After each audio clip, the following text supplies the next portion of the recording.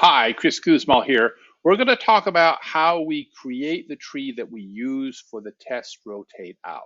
First, let's look at the doubly nested scary loop, and then we'll look at what it means with, well, some rows of numbers that represent the binary search tree that's being created.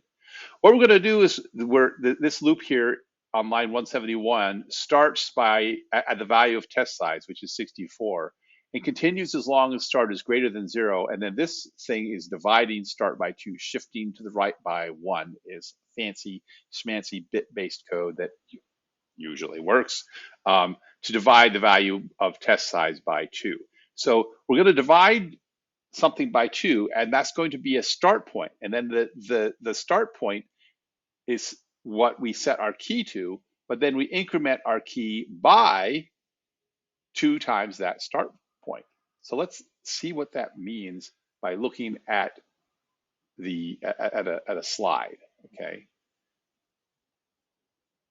And so we start off with node 64. Okay, that's our sort of our test size.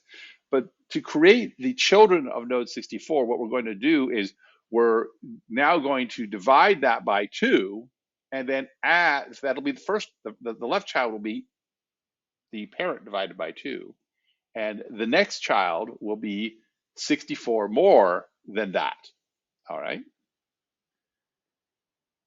The left child of node 32 will be 32 divided by 2.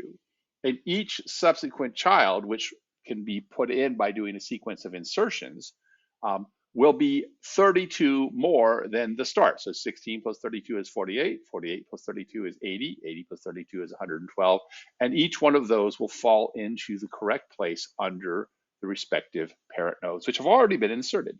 And so the pattern is we take this start and divide it by 2, and then increment by that parent, which now, or 2 times the start is, well, 2 times the value we were using for the start. That's another way of thinking of it. And there's not enough room on the screen to put in all 64 node numbers, especially as the size of the digits gets bigger. So uh, just note that the next row would start with 4 and increment by 8. The next row would start with 2 and increment by 4. The next row would start with 1 and increment by 2.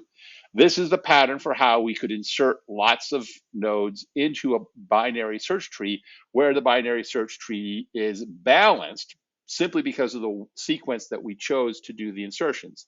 That in turn supports our ability to do tests of the rotate out deletion method, which requires 2 children. This is going to have lots of nodes with 2 children, so that sets us up nicely.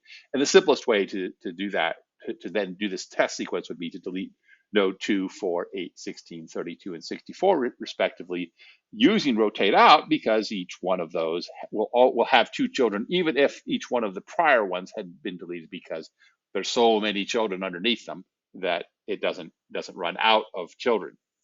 There are more involved ways, and an interesting exercise is to see how, if you come up with a structured pattern of removals where every time you remove a node, it still has 2 children. And so that would be a very advanced test case for the rotate out helper method that I haven't implemented myself. I've thought about it, so it's sort of an interesting challenge, though, that you could pursue if you want.